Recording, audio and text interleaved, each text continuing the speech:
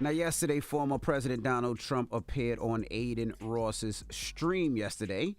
And you know who Adin Ross is. He's a streamer. He's a video game streamer, has a lot of followers. And when he walked in, Adin Ross played Many Men. That was his intro. That was the way he walked in. Now, the stream was about an hour and 20 minutes. And they talked about a lot of different things. One of the things they spoke on was immigration in America.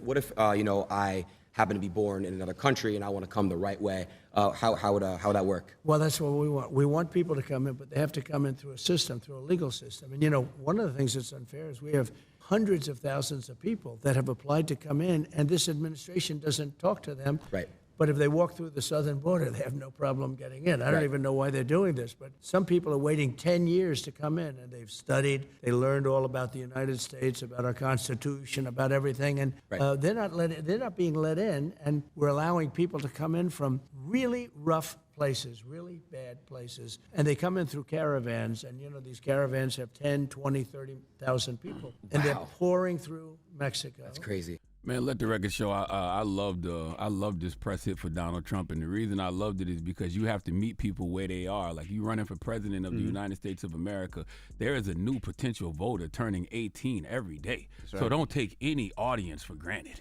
Okay, like, you got some elitist, bougie liberals who will say things like, that audience doesn't vote. How you know? Right. How do we know appearances like that don't motivate people to vote? Because when I look at Adin Ross with his MAGA hat on and the audience that he had sitting in there with their MAGA hats on and Trump paraphernalia, they got some type of influence.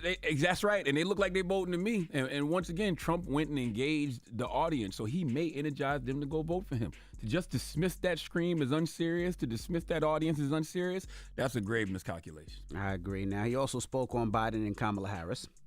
You said something about common sense. Someone who has no common sense, Joe Biden.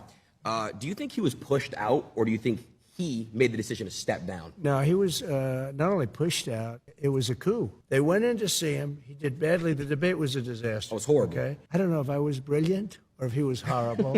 Maybe it was a combination of both. Yeah. Okay? After I left, I said, that was one of the greatest debate performances we've ever seen. And then 2 days later, they just said he was terrible. Look, he's done tremendous damage to our country. He was a terrible president. He was the worst president we've ever had. She's, by the way, considered the most unpopular vice president we've ever had. But she's she's worse than he is. I actually think he's smarter than her, and I think he's a really not smart person. But I think he's smarter than she is.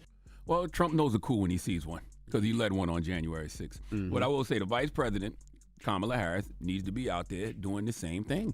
She hasn't done an interview or an official press conference since Biden stepped down. I don't care if she sits with Good Morning America or the 85 South Show. She just needs to be, she needs to sit down with someone and let folks know what she is about, let them know what her agenda is. Because if you go to her website right now, it tells you a lot of things she's done as VP and, Attorney General, her time in the Senate, but it's nothing about what she will do as president. You got 90 days to tell that story. If you ask me, she should be doing as many interviews as possible, especially in battleground states and on the biggest platforms they can find, because there's still a lot of undecided voters out there. Absolutely. The Breakfast Club being one of them.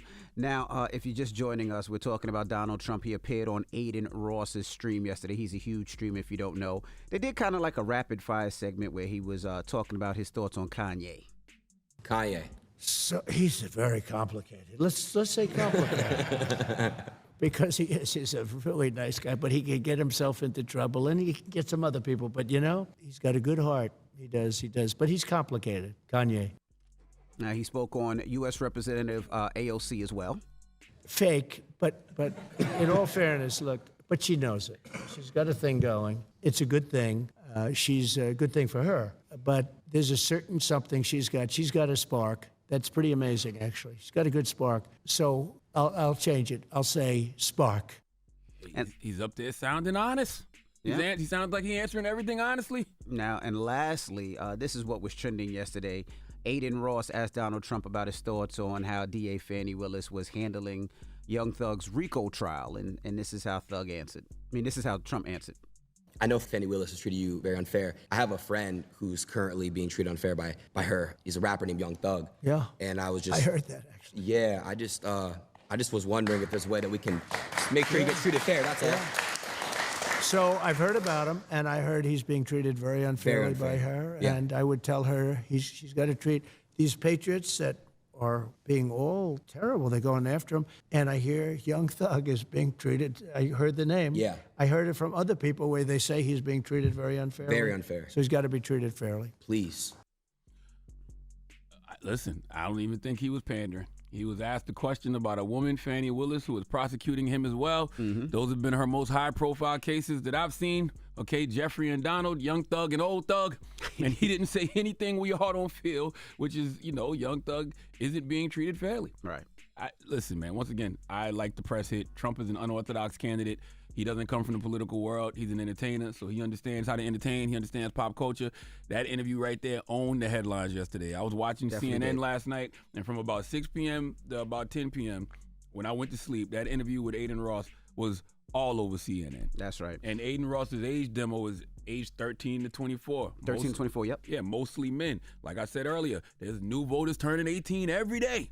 Okay, so to just dismiss that audience and act like that audience doesn't vote, I think that's a grave miscalculation. That is a mistake. Meet people where they are. Yep, and then at the end of that live stream, Aiden Ross gifted Donald Trump a presidential Rolex. Jesus Christ. And also, he gave him a wrapped Tesla Cybertruck.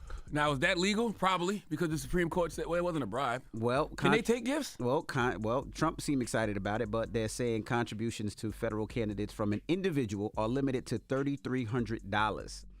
So they're saying that those gifts are valued way more than that. And they believe once Trump finds out that he's not allowed to take it, he'll be turning down the gifts or donating them to charity. Donald Trump is going to do the right thing?